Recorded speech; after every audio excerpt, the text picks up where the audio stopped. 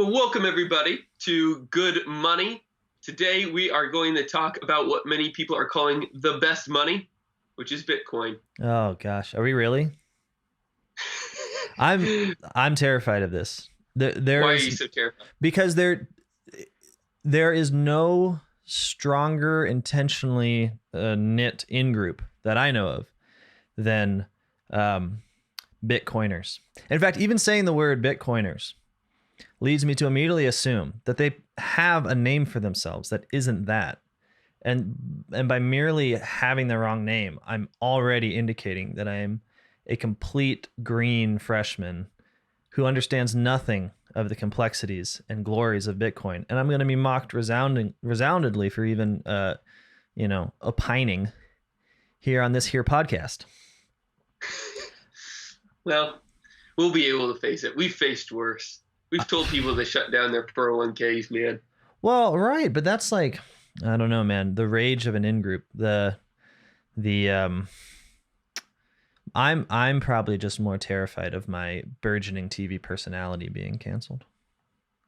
Oh yeah, you were going to be huge. You were going to be huge, weren't you? Well, anyways, I mean, I'm really excited about it because Bitcoin has been, something on the horizon for many, many years. It's been growing. It's been growing just big. And glowing Bitcoin sun on the horizon. And it does have this crazy cult. I mean, the fact that people are calling this and likening it to the Reformation is one thing. They're doing what? They're likening it to the Reformation. Wait. To the good old Protestant reformers. Oh, you mean Martin Luther's wedding when he got married? Yeah, right. Why are they doing that?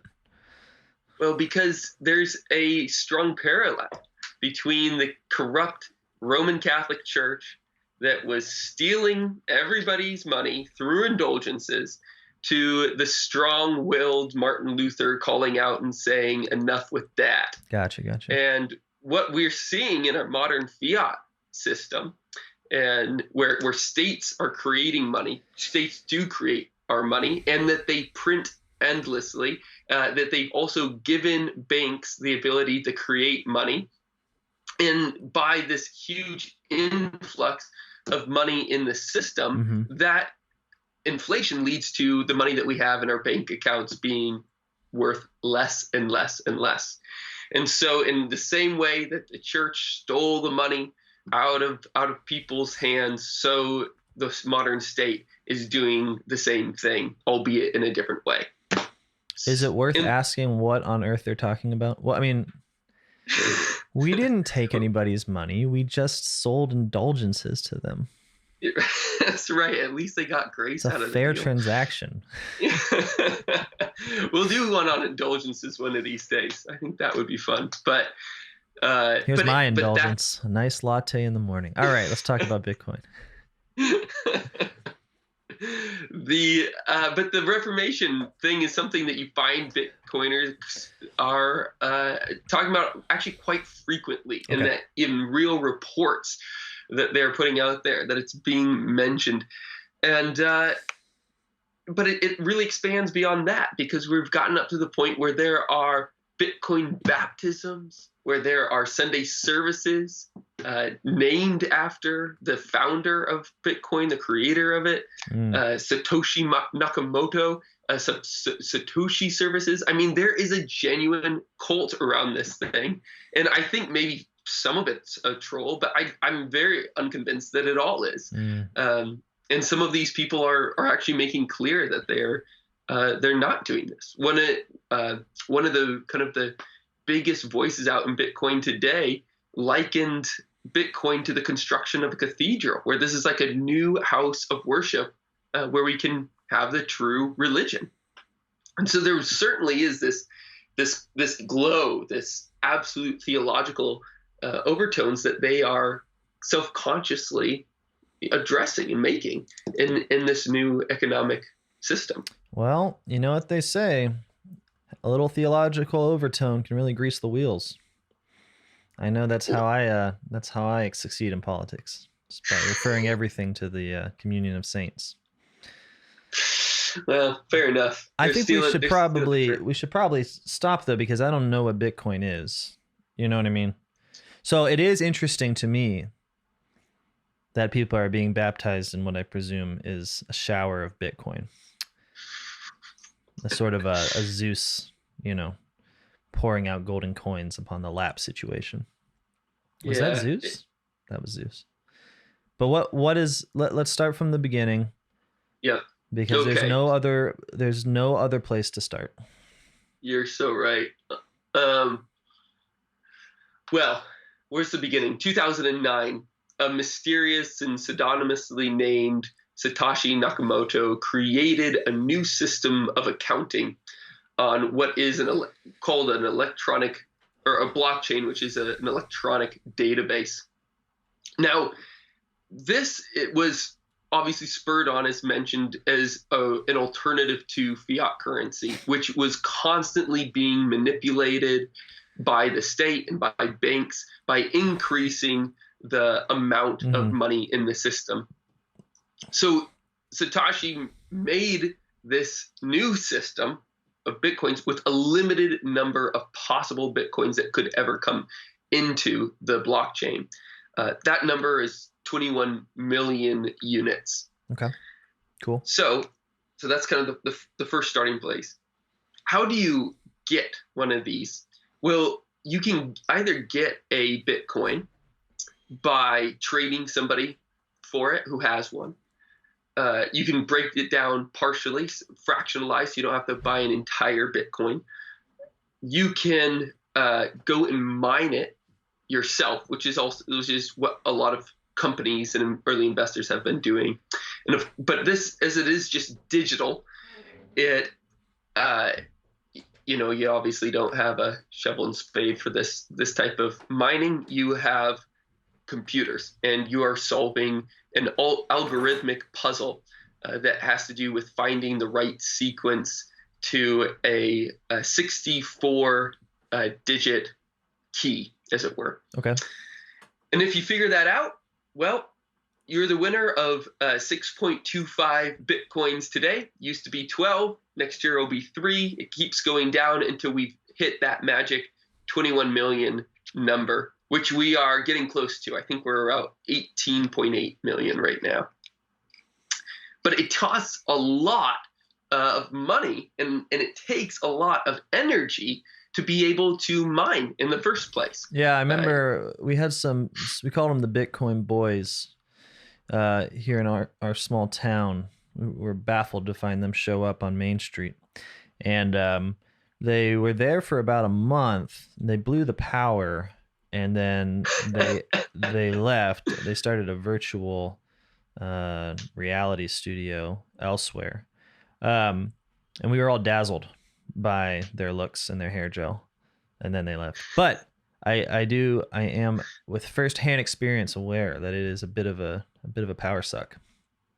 Yeah, it's a total power suck. I looked it up today, and by the annual use of energy just today, if you annualize that, it comes out to be more use than what the entire country of Argentina uses annually. Oh. So it's a lot for total mining. Excuse me. Gotcha. That's what's going on. It's a ton, and even just to make a transaction, to go to a restaurant and to buy something with Bitcoin, that transaction alone is going to use more energy than what the average American household will use in 24 days, so nearly a month. Can you briefly explain this to me? Because I think I understand why it takes so much energy to solve the puzzles. Yeah. Why does it take so much energy? Because it's designed for those puzzles to be solved very slowly and with great difficulty, right? I mean, that's the design. Yeah, absolutely. And if the faster that they're being solved, the algorithm changes, so it makes it even harder to solve the next one. Okay. Why a transaction, though? Why does that take so much? Well, the transaction shows up on everybody's computer. I mean, by the very fact that it's not a centrally controlled currency, that it's decentralized, means that everybody is going to have the same accounting system, right? That same access to the blockchain. So the blockchain has to update, which is just, I mean, it's extraordinary computers that it has to update on. And so that's why it takes so much energy. Okay. That makes sense. All right. All right. I think I understand what Bitcoin is. Now, does it, I mean, it seems like there's right away two great things to say about this, right? That idea of a fixed Christian cultures, right? That you don't inflate, that you don't take in the coins and alloy them with other metals and send them back as a greater quantity, that this is a no-no. Yeah, absolutely. No doubt about it. I mean, you just have to look at Pope Innocent III giving Peter II of Aragon a month's worth of penance for minting the coins without his people's approval, and devaluing them, or just the slam of Thomas Aquinas on those who are not using what is pure gold and pure silver, or rather his recommendation for it, and then Nicola Rem's slam of any king that was devaluing currency. This is totally. I mean, in a certain sense, it seems like trying to do with a abstract artifice what already occurs in nature, right? Like there's a limited number of valuable items, gold, silver, gems, productive property, whatever it is. Like we can't go on indefinitely, which is part of the problem with fiat currency, is that it has a completely abstract scope that can always add another number to it. So it seems like sort of declaring by mechanism that this shall not be the case, that there's this limit, and so a prevention of inflation. I mean, that seems really cool. Yeah, no, I completely agree. I think there's many cool things about it, and we're totally for kind of a decentralized, or at least a genuine subsidiarity model, and by taking away a centralized power source, you're able to get one step closer to that. There's not the same state monopoly on violence that works its way into the monetary system within Bitcoin as you do in fiat currency. But there, of course, are like some quick downsides. So I mentioned the volatility of Bitcoin. Fiat currency doesn't really have that volatility because of the regularized tax system of the U.S. and pretty much the forcing of the government's forcing our hands to use it. I mean, and when really you say volatility, you just mean the worth, the relative worth of a Bitcoin. That's right. Yeah, and it fluctuates according to just what people are selling things for. What's the classic supply and demand? Cool. Yeah. And I think it does get more complicated than that, especially when somebody owns a majority supply of any asset or good. But I think that's something that we'll come to in the conversation. Okay. What else is, you said there were some, so the volatility makes sense. Yep. Can I ask a kind of meta question before we go on? Let's do it. Why is a Bitcoin valuable? Yeah, only because other people think it is. Okay. So in that sense, is it any different than fiat currency? Like No. In that particular, okay. So it is fiat currency. That is to say, it's made valuable by the mutual agreement that it will be valuable. Yeah, maybe the better categorization is it's not fiat because no central power is declaring it. That's why we get that word. It's literally theological, because when God in the beginning says, "Let there be light," he's saying fiat lux, and in the same way, the sovereign, the state, is saying, fiat moneta or whatever. Yeah. And so there is a real specific theological overtones with that, but credit is still credit money in the same way. So under that general category of its credit, it's not commodity backed. It's not like a gold coin or anything. Like that's true. Right. So in that way, it's categorized the same way as fiat currency. Okay. All right, I'm tracking. Okay. So what's the problem with Bitcoin? It seems like it's essentially a attempt to decentralize fiat currency. Yeah, no, I think that's a great and worthy attempt. Well, let's just look at, we got to mention what's been going on, because there was a big Bitcoin conference that happened in Florida. It was pretty expensive to get into because it was going to be a big event. Of course, it was, you couldn't pay for your tickets by Bitcoin, and that the concessions there didn't take Bitcoin either, but it was still about Bitcoin and people were excited about it. And there, the president of El Salvador had a little video message in. Bukele was his name. And he announced that Bitcoin was going to be considered legal tender in El Salvador. And that he thought that this would be a huge benefit to the people to be able to raise the economy, and that he was going to ensure that their Congress was going to pass this bill, and that there was going to be a new progressive, innovative monetary solution to a country that has historically had quite a volatile currency itself. And really just kind of a bad GDP, very low, 27 billion, trade deficit, certainly, and all sorts of economic predicaments that they found themselves in. And this was supposed to be one of the solutions tending in a better direction. Mm-hmm. So that was the big announcement. Okay. And obviously there's certain sides to this that are kind of strange because, wow, a sovereign nation just gave up its ability to control the currency. That's huge. That really means like it's suggesting that he's handing over that monopoly on violence and saying, no, it's back in the hands of common people. But the trouble is that people might not go for trading Bitcoin. Like there's not a big incentive to, and again, they're not exporting a lot of goods. And so they're not going to be able to trade with people outside the country who have the Bitcoin. The Bitcoin sounds like the Facebook that have Bitcoins that they're willing to trade. Right. And so that's a real kind of first economic problem. And so President Bukele said, well, we got to be able to mine our own. And so he literally drilled a geothermal well at the base of some of their volcanoes to be able to get enough energy to start mining, because it, of course, takes a lot of power. So he's powering the mining of Bitcoin with a freaking volcano, which is awesome. Yeah, that is pretty kind of awesome, but it's just a cool idea. Yeah, it's either really awesome or really lame. I can't decide which. Yeah, if you liken it to a money tree, to like a volcano or like a money volcano, then it's kind of lame, you know? Yeah. If it's like I'm taking on the power of the gods, it's kind of cool. Yeah, you're right. That's it. There it is. Yeah.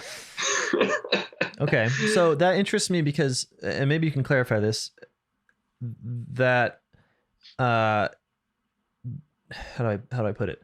It's not that by having El Salvador use Bitcoin, this ruins the sort of stateless enterprise of Bitcoin. Yeah, not quite. Okay.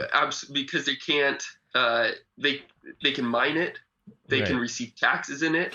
They've demanded that their merchants are required to receive Bitcoin in it, so there is still a level of control. Yeah. But they can't create it. Okay. Yeah. Okay.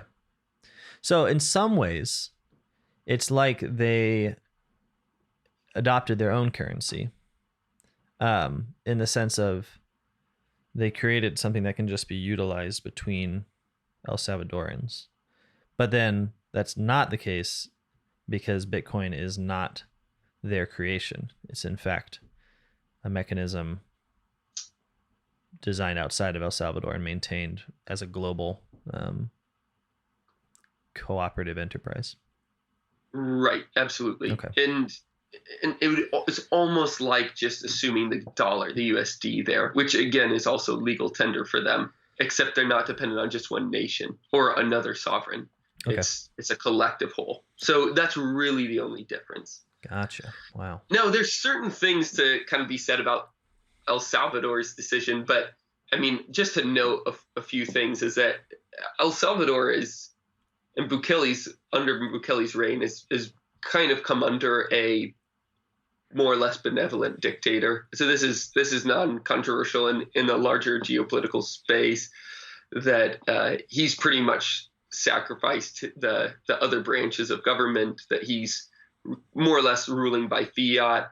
that he's making these unilateral decisions. He's had the army storm into the legislature and hold the legislators at bay at one point, and declare that the only reason that he was sparing that branch of government is because God told him to do so. So he's definitely assuming this kind of throne and altar style of rule. But I don't think he's quite an integralist. That was me. I shouldn't have said that. It's cool though. I mean, I like the idea of someone saying, I didn't kill you because God told me not to. And then the takeover of Volcano. And then this guy is power, So anyways, that is going on. But I mean, not needless to say, he has a huge approval rating. Yeah. I mean, if we can trust the polls, I mean, it's sitting around 90%. People love it. Yeah. He's a millennial guy. He takes selfies in front of when he's standing up at the podium at the UN. I mean, that's this dude. And he but that doesn't necessarily mean just that the people approve him, that he's doing the best thing for the country. I mean, there's some dubious things that we should mention right off the bat, that the geothermal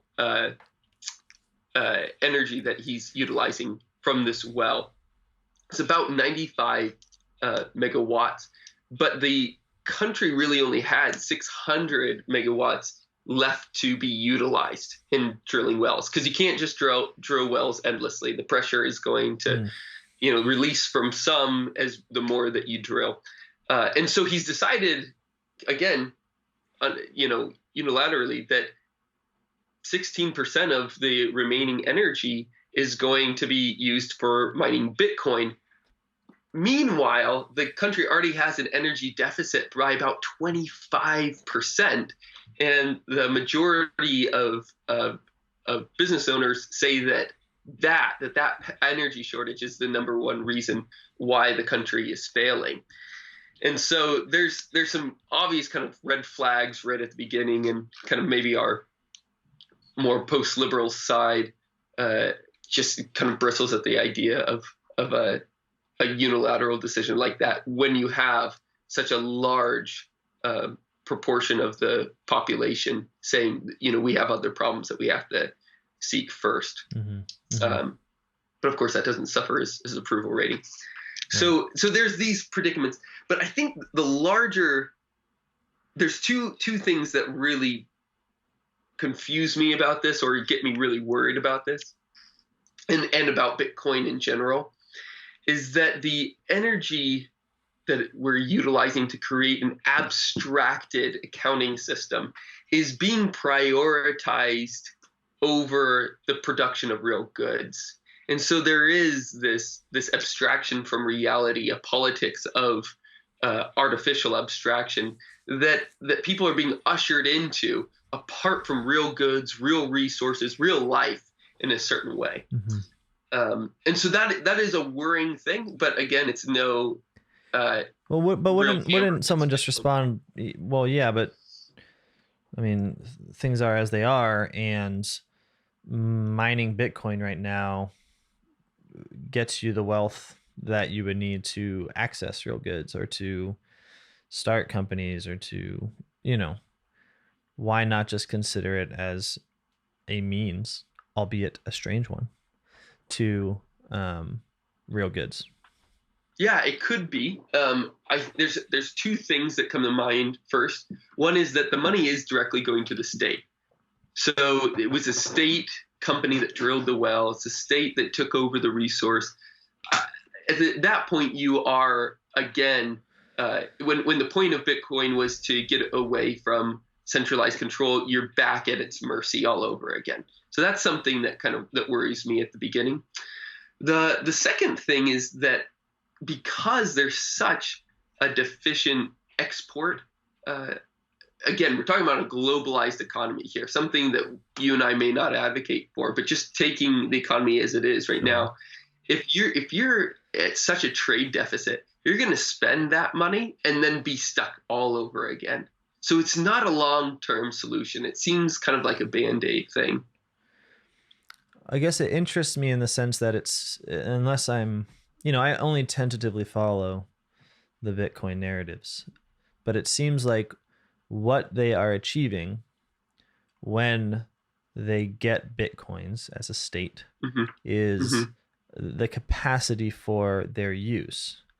Right. But what you're saying is the uh, they're not in a good position to use them on real goods and in trade because they're not producing. Yeah, I mean they could spend the bitcoins that they have, but but then they would be spending them outside the country, and at which point it's never going to take after as being a medium of exchange within El Salvador itself. Okay. So how do they You make it a know, medium of exchange within El Salvador? well, there's certain incentives of doing that. I mean, the ways that they're going to try. Sorry, is that there's the incentives are that you can tax, you can give your taxes in it, your tithes in it. It is a legal tender, so you can trade for it. All merchants trading Right, outside right, the right. country are going to be required to have it, and so there's going to be some trickling in and out.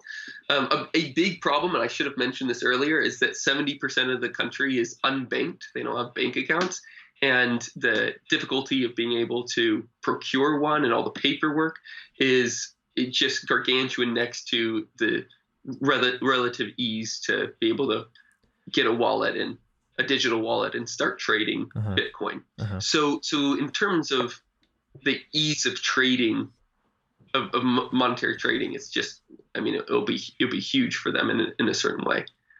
But again, it's kind of a test case. We'll see how it goes. I don't think that that they're prioritizing real goods over artificial, or that they're over artificial ones.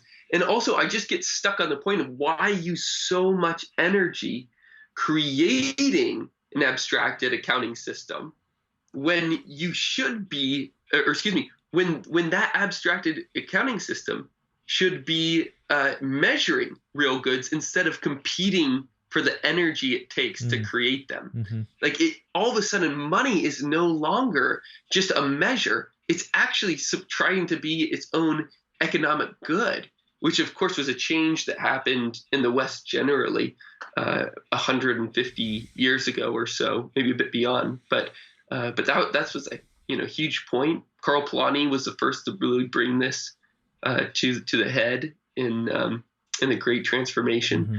And I think it's a critique that's really gone not quite unanswered, but it's unsatisfactorily answered. Mm-hmm. Because what it comes down to is this: if you're trading money as an economic good, that means that you're creating a system in which there's going to be a greater abundance of wealth concentrated in the hands of others.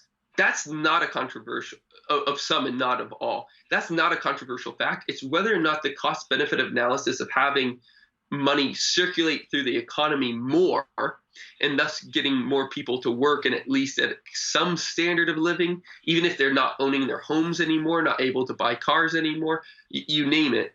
It's not going to be an ownership society. It's going to be a rental society, but at least they'll be living. Is that worth the volatility of a market and the relative freedom that comes with, the risk that comes with? Mm-hmm. So that's kind of how the arguments are going today. Those two camps are generally, and I am generalizing, I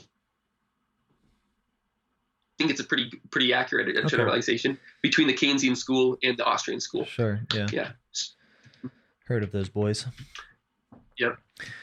Okay. So is it the case though that the use of Bitcoin, because of its design, its limited design, is it the case that it avoids the lack of distribution of wealth within a society? Yeah, not at all. I mean, Okay. this is really the kind of the axe against Bitcoin in my mind, because it's open source and the blockchain is accessible. We know, we can pretty much discern where the Bitcoins are, where they're held. And 95 the 95% of the Bitcoins that have been mined already are in 2% of the total wallets. Classic. So, which is just an extraordinary amount of wealth, especially when Bitcoins are going for $40,000 a piece right now. That is a huge concentration of wealth. 98% of all Bitcoins are in the hands of the top 5%. I mean, it is just, extraordinary numbers. Well, and in some way, those numbers closely, well, no, it's worse, but mirror in some ways the wealth inequality measured by our regular fiat currency, right? It's worse. Yeah. It's actually, it's much worse by right now. So you see that 10% of people today in America the top 10% own 70% of resources. So this is a much bigger span than that. Wow. Yeah. Why, I mean, how do I put this? Is that has equal distribution or just distribution ever been even a part of the raison d'etre of Bitcoin? I mean, would the response just be like, well, who cares? No, I don't think so. So, okay. So let's just spell this all out of the implications and then what the Bitcoiners' response might be to this argument.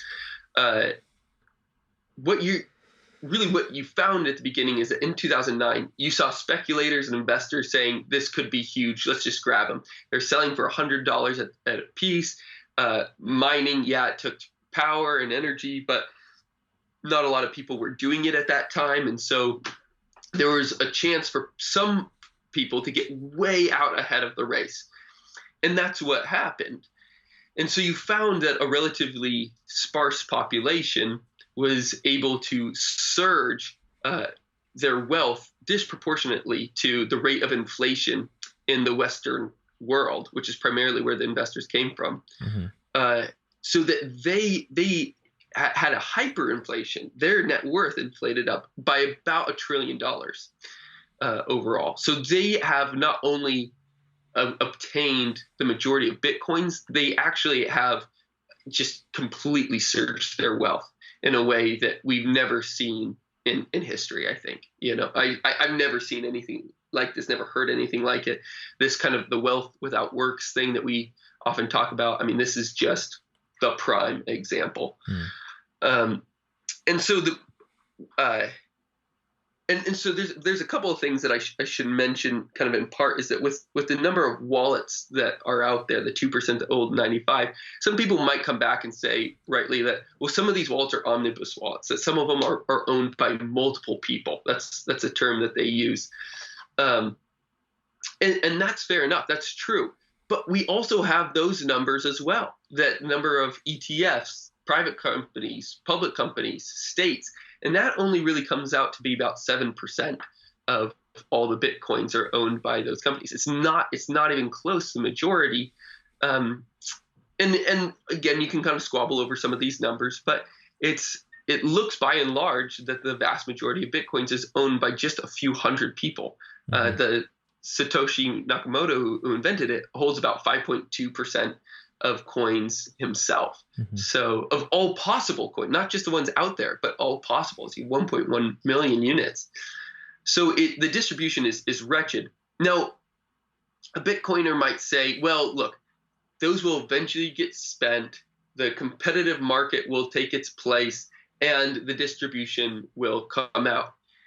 But I would respond to that by saying, why just give it the time? If the argument is just like, give it time, it'll come to a stasis. If you're going to give it time, that means that those early investors really will have swelled their wealth by $1 trillion. But if we just let them have that and nobody buys Bitcoin, then they're stuck with nothing. Their wealth hasn't actually surged. They haven't disproportionately gained anything without interest or without work. And we're back at a slightly better place than we would be. But as it now stands, it looks like this kind of strange Ponzi scheme where the Bitcoin billionaires of the world are going to the poor fishermen of El Salvador and slowly selling them their kind of fake artificial goods for the El Salvadorians' real goods. And so describe this to me. So yeah. So the Bitcoin billionaires get rich off of the initial gamble, right? That buying low, selling high. Is that how you do it? That's exactly. Yeah. Which was explicitly condemned by St. Thomas. Yeah, it's a no-go. That's right. Yeah, I never do it. And then okay, so now they've got $1 billion, say, of Bitcoin. Yeah. Is it fair to say it like that? Can you tell I'm walking on eggshells here? Okay. Yeah. But this $1 billion of Bitcoin is only worth something insofar as, like, only actually worth something insofar as it can be used to buy things or traded for other currencies that can buy things, right? So the gamble is twofold. One, that it'll rise, and the other is related to it, that it will become used.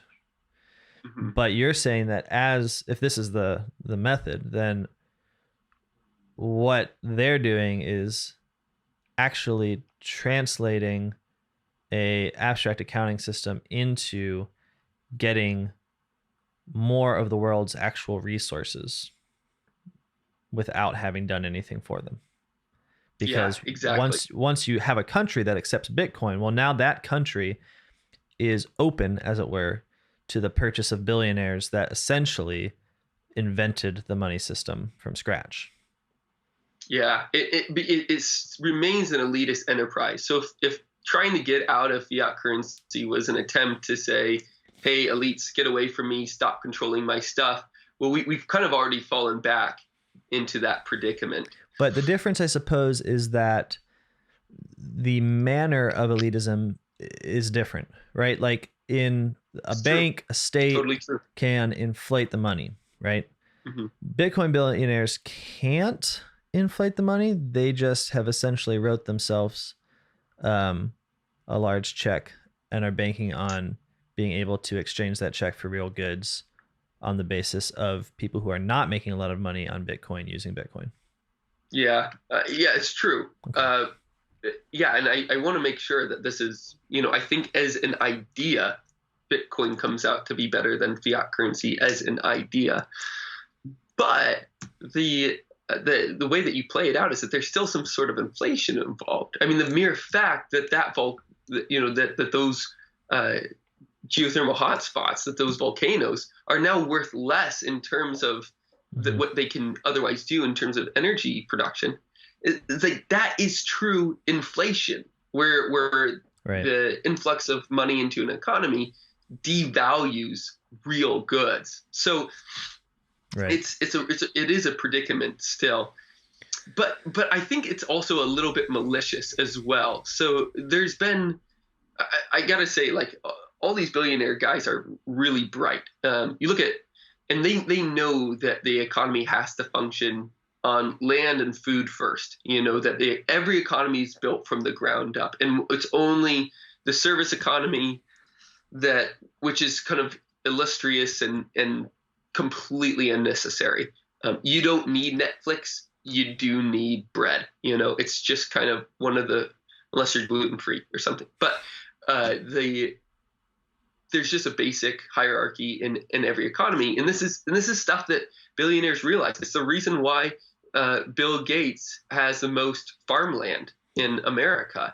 It's why that you look at. Wait, you're telling me that Bill Gates doesn't just want to get his hands dirty on the weekend? Well, how nefarious of him. That William, he likes his dirt. But also there's also a malicious side to this, and we've seen that before. Is that you have these the raiders of the 1970s, 80s, and 90s in Wall Street that ultimately the government had to shut down or try to shut down. What they would do is they would buy the majority shares in a company, artificially raise their price, quickly liquidate them, so it would completely crash the company. But then they would be able to have all this money to spend on real goods. Meanwhile, everybody that they sold the stock to was totally screwed. And I fear that something like that is coming as well, because the Bitcoin billionaires have to get out. They have to be able to sell, and I do wonder at what expense that's going to come at, particularly for the poor fishermen of El Salvador. Would the alternative to them having to get out be just that everyone uses Bitcoin?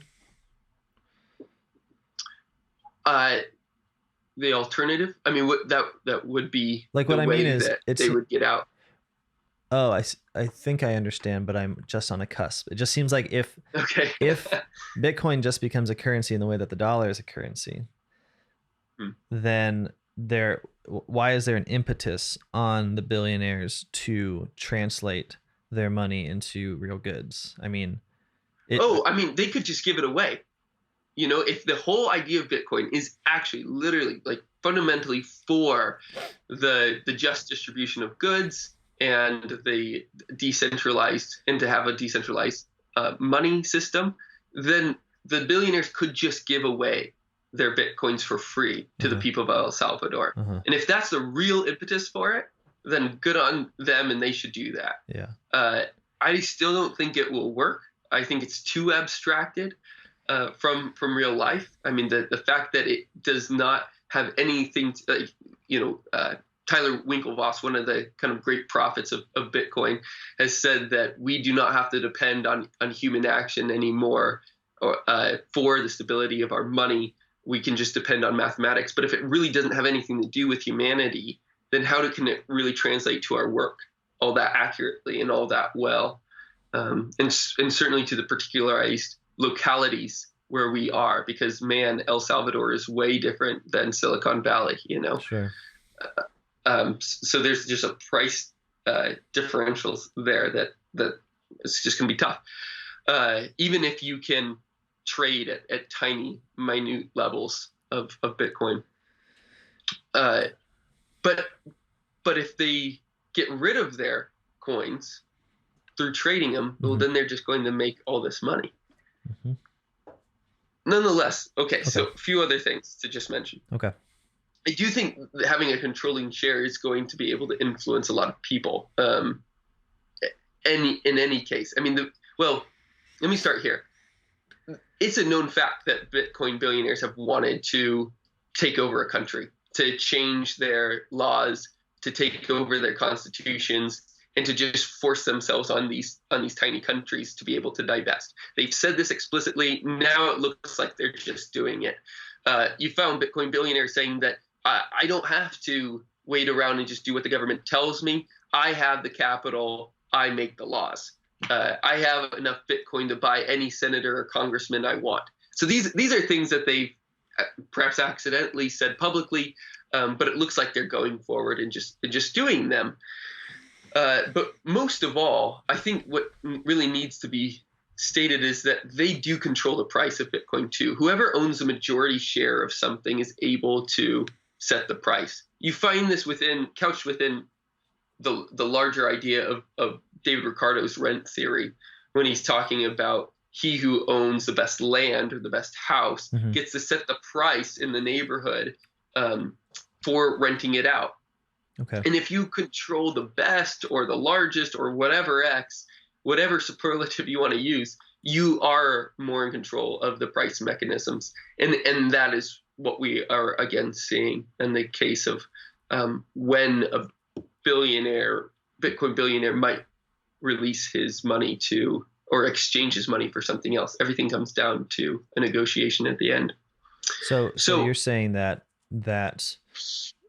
while it's resistant to state and bank created inflation, at the end of the day, if some people have most of the Bitcoin, then they're the ones determining how much they're going to trade it away for when they finally get it into other people's hands. Yeah, they're still in control of the price. Yeah. Which is just the problem with wealth inequality generally, right? Totally. Yeah. Yeah. Yeah, I think we'll do something on the price mechanism Sure. next week, but that's yeah. I mean, I'm for a market price as long as there's no monopoly holders. I mean, this is something that you find over and over and over again in these medieval penitential manuals. Is that if you held a majority share in everything, a monopoly share of anything, you had to give it away. You had to go to confession because you were artificially changing the price of what it is. Mhm. So this is something that the scholastics knew quite well. If you just let the economy go, this would happen. They knew these economic rules. They just didn't like them. They wanted us to use our wills to aim against them and more for the good. And I think we're seeing one such example of why this would be in the case of El Salvador and Bitcoin. And this is something that you were discussing with me a little earlier. It seems like one of the consequences, because our fiat currency system is rubbish. I think we can all agree there. But it has also been the subject of a lot of often very good government control that limits its use in different ways. So something like tariffs. Hmm. And it seems like in making a Bitcoin country, there's the worry that you essentially create a tariff haven, right? Like you can use, instead of being subject to the different regulations that say the dollar is under, you can just use Bitcoin. Is that correct? Yeah, you could. And because again the countries supposedly can't like stick their hands into the blockchain, Right. which is under serious doubt right now because it looks like the FBI did recently. Sure. But most other countries can't, or just most don't. Then you're safe from having the 30% that you need to tariff and sending money back home or something, for instance. Right. But even just to be able to buy and sell across borders, that's the tariffs. You get around those with Bitcoin, absolutely. Well, then I wonder what's to stop Bitcoin from just introducing a new colonialism, in the sense that if you can create, especially with smaller countries that are less globally competitive, to use language that makes me want to die, then you can essentially say, okay, you're using Bitcoin now, and now McDonald's, if they choose to use Bitcoin, can open up shop in a way that they're saving money, whatever they're doing, because they're not paying the same kind of regulatory taxes or tariffs. You're basically creating an opening, which maybe that's the idea, right? Maybe that's the we're open for business sort of model. Like, come on over. I mean, Ireland does this with taxes, right? Or at least it has historically, like provides a place where the rules don't apply. By having 6% tax. Right. Like, But the question ultimately is whether being a tax haven is good for the Irish. Like obviously it's good for global business. No one would deny that. It's sweet to have more money rather than less. The one unbreakable commandment of modernity. And in a similar sense, it's like, yeah, to have a place where tariffs don't apply, I guess, is cool if you're thinking globally. But is it not just opening your country up to the moral, spiritual, cultural, and economic influence of the corporations that have the capacity to move their companies on a whim and operate out of your own? I don't know. I mean, maybe this is part of, depending on how you look at it, you can describe it as a positive or a negative, right? Like, hey, this is going to be job production in El Salvador. But I think we've seen the viciousness with which job creation in poorer countries is utilized as the kind of mask for, just profit, like putting profit ahead of people, just going for whatever you can do to pay as little as possible to get as much as possible. Yep. And I think just a huge influx of money is just not good for people generally, to be honest. I mean, we kind of all recognize it in our lives, that it's really hard to be good with our money and to do good with our money, but it's even harder when you've never experienced it before. And when you do have major American corporations going to Singapore or an Ireland and just dropping trillions of dollars there, it's really tough. It's really tough for them, and we've seen the effects of it in these countries as well. So no doubt. But what I really the case that I really want to make with Bitcoin overall, the general plug against it is that it's still this enterprise that is controlled by the elites, and that there is this attempt to use one more mechanism to gain some sort of affluence, but it comes with enslavement. And that's just what we're seeing in the case of El Salvador. No matter how you change, the only way out of it is if the Bitcoin billionaires do just give away their money. Otherwise, there's just no way that this is going to be just all good for them. And indeed, you're already finding some really questionable policy decisions made on their behalf. And I think that this is generally, and you've expressed this better than I have, Mark, but I think this is just the way that idols just always go. I think there's, looking into idols of the Old Testament, you find, the three great effects. They're spiritual. It takes us the place of God. And as we are still bent on worshiping something, has a psychological effect as it makes us feel safer than we were, perhaps. But there's a social effect of all efficacious idols enslave us in some way. Yeah, and you've seen this. Yeah, right. I mean, the scriptures are full of this suggestion. Idols are described in economic terms as that which does not profit, as worthless things going after which makes you as a people worthless. Like, we're talking in terms of value, and it's not accidental. I mean, the idol is a way of getting sacrifice from people. And by sacrifice, I mean a really broad term. I mean a offering of property, of wealth, which isn't exchanged for anything in particular. I mean, the way we say is it's offered up to offered up to gods.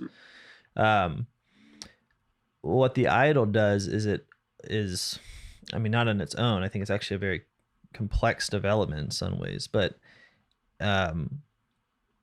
what it allows is for some people to accrue the sacrificial wealth of others, or the wealth that is sacrificed of others. So, and in some ways this is like completely obvious, because I think we've all been influenced by the scriptures, whether we like it or not.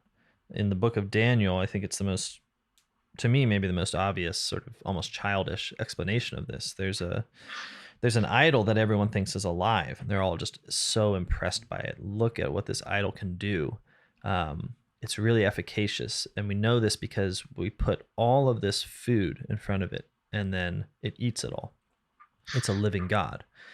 And Daniel, like a good Jew, is like, that sounds wrong. And he says, all right, I'm going to test this theory. And so he finds, in the temple of the god, he finds these footprints, and the footprints lead him to a trap door, and the trap door reveals that the priests of the temple, surprise, surprise, go in at night, take all the food. And it's important to point out, this isn't just food. I mean, it describes it as livestock, as wine, as wheat, which is the dominant form of wealth in this particular society. So we're talking about wealth in a way that can be translated to money and other ways that we have for expressing or wealth now. And of course, we're all like, yeah, of course that's what was happening. There's no such thing as like magic statues that eat things. Too bad. But I don't see a large distinction. I mean, I see a distinction in that awareness, perhaps, that since we live after Christ came and had his effect on all of the world, we tend to doubt in the existence of gods. That's just a general truth. But that mechanism of getting people to give away real goods in exchange for sort of dubious promises in such a manner that creates a system in which actual real goods are concentrated in the hands of a class that becomes more powerful as a result. I mean, I think that this is the story of many of our systems, and especially of our current monetary system. One of the ways that, men cannot appear divine in themselves. We're not God. But one of the ways that we can is by weakening relatively everyone else. And so you see this in the idolatry of the Old Testament, that people are actually weakening themselves, giving up their wealth, giving up their property, giving up their time, giving up their attention, sacrificing, like cutting off a part of themselves in some ways and offering it to the gods.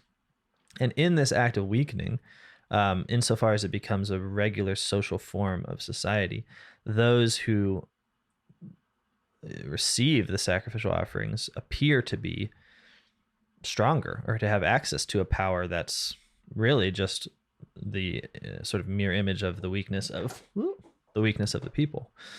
And in a way, this is sort of what's been happening in our society, right? Like we've all for more than 100 years now been giving up productive property,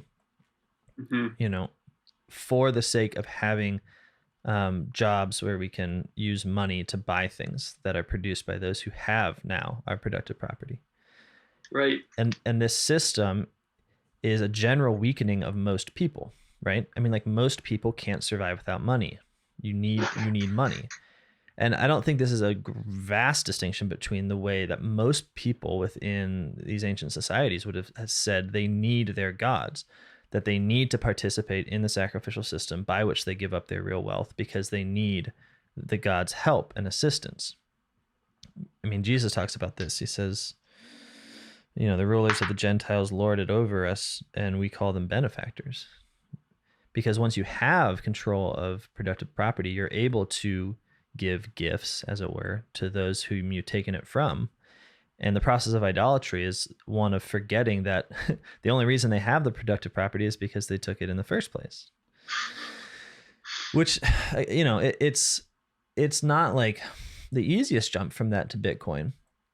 But when you have a kind of, when you have the actual sacrifice of real goods, say the energy of a country, which is ultimately actual physical, I don't care if it's coal or a volcano, it's the actual physical consumption of real material that belongs to everyone, right? That's of the earth in some way.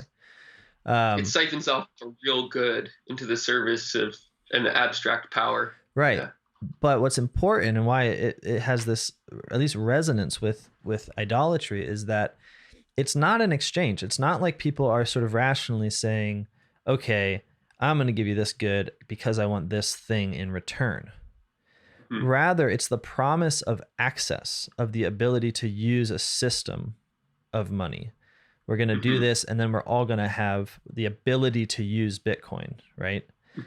This is not the promise that the poor will become richer. Yeah. Right. So there's not this actual exchange of material resource for particular goods. What there is a total weakening of a group of people who now, in their very weakness, as a result of that very weakening, are now in a position of petition towards those people who have more of the real material wealth, which, as we've spoken of, is sort of the fear is that this is where this is going, right? Is that in the end, the people with billions of Bitcoins are going to turn that into real wealth, and whereas everyone else is just going to have like a phone that allows them to use their particular system. So they're now petitioning the idol, but there's a trap door and the priests are taking all the food. Yeah, absolutely. There's one of our neighbors went to gosh, where was he? I can't remember. Somewhere in Africa. That sounds terrible. But he went somewhere in Africa and went to a village, no running water. I just couldn't have squeezed another person living in this little village. It just smelled disgusting. The sewage was a huge problem. I mean, you just kind of name it. But he walked in there and he wanted to buy his wife a little bracelet. And he realized he didn't have any money. And the little guy, the little boy that was selling the jewelry said, "Oh, don't worry, I can take you by card." And he's kind of looking around bewildered, like, how in a place like this you have access to the internet? And the little boy pointed up and he pointed at this balloon that Google had sent so that they could access Wi-Fi in that area. And it's like, they don't have anything. Like, they don't have good food, they don't have good water, but they were given this, a phone, internet. I mean, where's all the priorities in it? So I think there's that real trading of, Bill Gates for the farmland and, the poor people for the phone. Yeah, no, it's a way of getting everyone on the system. And it always looks like benevolence. I mean, this is how this works, right? Like when Mark Zuckerberg used to be pushing his whole universal internet thing, I don't know if he still does that. It was all with this mindset, right? Like if we can give everybody Facebook, essentially, then it'll have all of these positive social effects. But in the end, like the guys in India can learn all of math. Yeah, that's right. He did say that. But in the end, what having these digital systems does is it sort of onboards people that have real needs, but otherwise might be satisfied in certain ways, into a system where they are creating ultimately more wealth for the people that provide them those very same systems. It'd be silly to think that Facebook does not benefit from more people being on Facebook. I mean, this was sort of the language in which such altruism was expressed, right? Like, we're just doing this for love of all of those poor people out there in the world that just need a phone and a Facebook profile. But of course, it's silly. That's not what's happening. It's beneficial for all the world to be on Facebook for Facebook. Duh. And in a similar sense with Bitcoin, I mean, we are not asking questions of justice, right? Once again, we're trying to solve problems, real problems of poverty, problems of instability, by providing systems that benefit the wealthy. Like that is the limited paradigm in which we think. It's like, we need something to be done. The poor of the earth are crying out. There's a problem of justice here. How do we do it? Well, you can't motivate anyone except for making sure that they line their own wallets. So we have to basically express their attempts at getting rich as the means by which the poor are helped in some way. And it never, ever happens. It never happens. I mean, maybe here or there, like you can point to these sort of where greed has this kind of extrinsic effect of improving someone's life somewhere. But in the end, I mean, the world that we're facing has been a product of attempting to do precisely this. And it's the greatest income wealth inequality that we've ever seen. And it's not, and it just seems like the more systems that we try to apply using this method is just an evasion of the need for justice. And it ends up in more of the same. Right. And it's terrifying, right? Because justice will come. You know what I mean? And it'll hurt the greater the gap is. I mean, this is like the fear of, this is like the Red Scare thing. Like the degree to which more and more people are alienated from the wealth of this world, right, is the degree to which the revolution is more and more violent and devastating. You know what I mean? Like there's no way around that. The bigger you build it, the harder it falls. And this is the I think, unfortunately, the end game of a lot of these systems.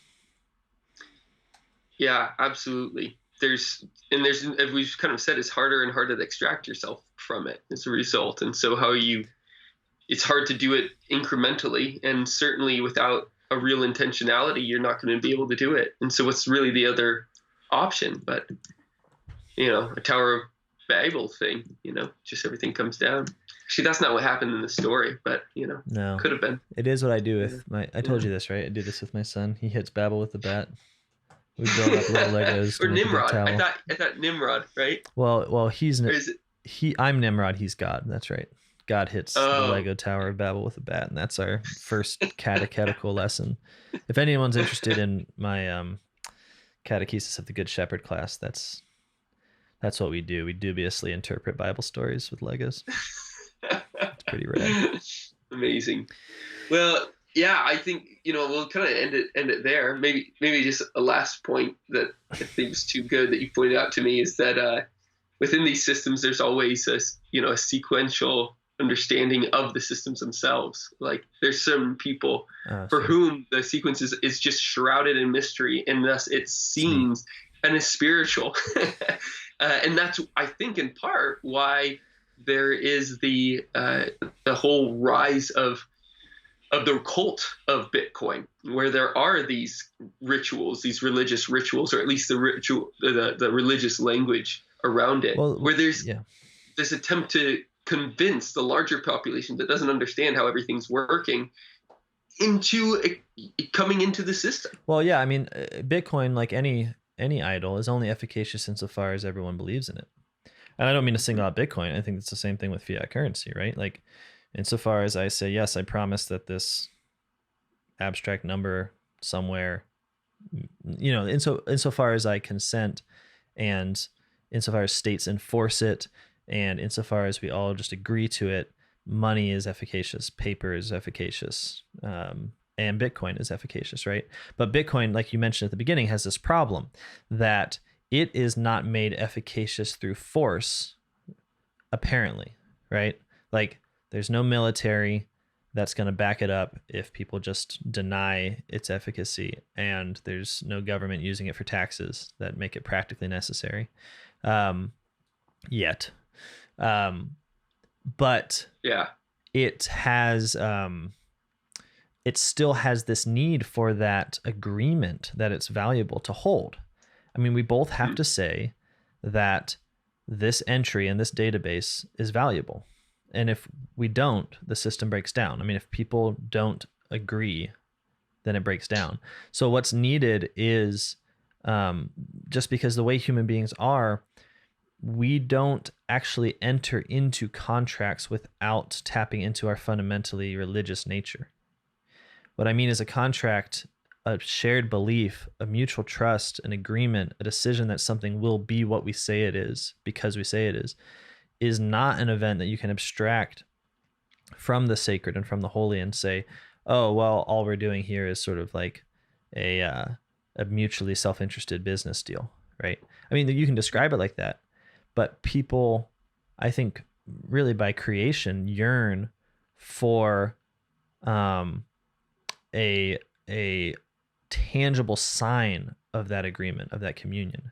So the idea that people entering into a culture of Bitcoin are tending towards prayer and baptism, the laying on of hands, the sort of articles of faith, the idea of being part of a Reformation church. I mean, in a way, this makes a lot of sense because they're trying to achieve the kind of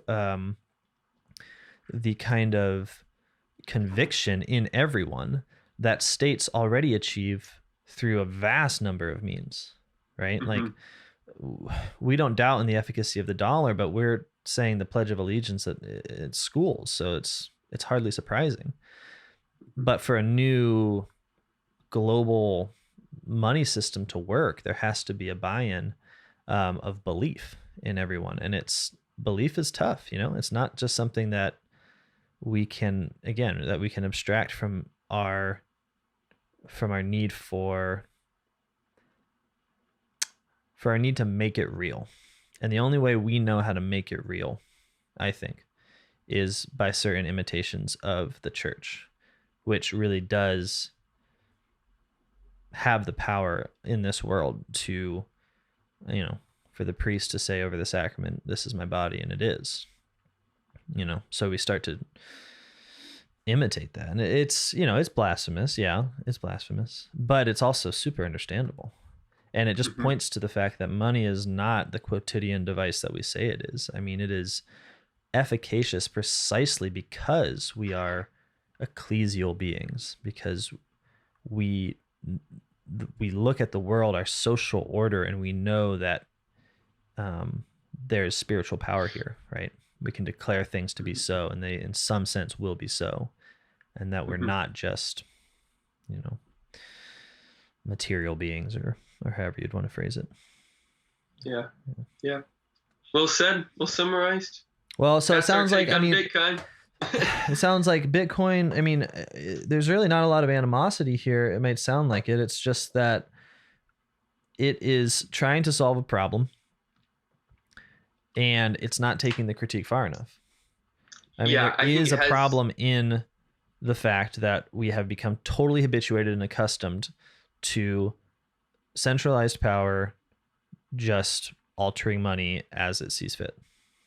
Right. Yeah. Whenever you evaluate a new system, or a new theory, as it were, you have to see what the results of it are, and then to be able to see if the negative effects of it are something incidental to the theory itself or something that's systemic to it. And I think that money as a whole, it doesn't matter what type you have, it has serious design flaws that are systemic to it, which is why it demands so much intentionality and virtue to be able to handle well. And I think with Bitcoin being so detached from the real world, having no foothold in reality, really, you have systemic design flaws in this as well. And maybe that's just a rule, right? Like if it is not necessary to the system that people be virtuous for it to work, then the system is probably just accruing power and wealth to a certain class, because that's what a lack of virtue always does. Well summarized. Yeah. Okay. Yeah. All right. Well. All right. Sorry, guys. Buy Bitcoin. We'll see you next time. Bye.